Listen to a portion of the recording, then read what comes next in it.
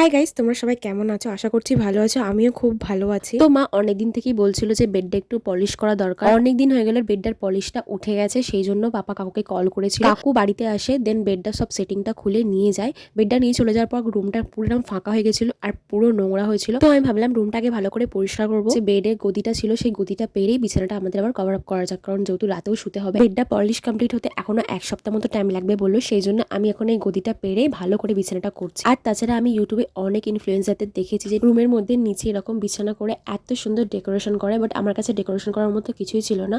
তো আমি ভাবলাম যখন এই চান্সটা আমার কাছে এসেছে, তো ছোটোখাটোর মধ্যে কিছু ডেকোরেশন করাই যাক, আর সেটা তোমাদের সাথে শেয়ারও করা যাক। আমার কাছে জোগাড় বলতে তেমন কিছুই ছিল না। তো আমাদের বেডের পায়াতে যে 4টে টুল দেওয়া ছিল, সেই 4টে টুলটাকে জুড়িয়ে আমি এখানে ছোট্ট একটা টেবিল মতো তৈরি করেছি, আর সেখানে একটা ফটো ফ্রেম দিয়েছি আর 2টো ফুলদানি দিয়েছি।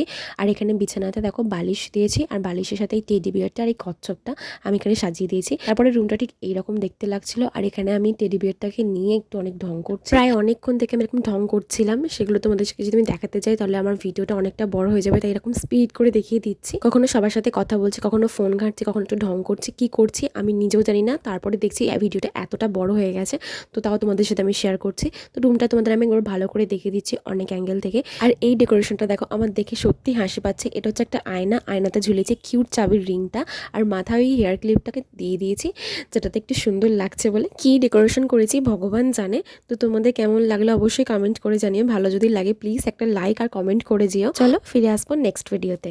Bye bye.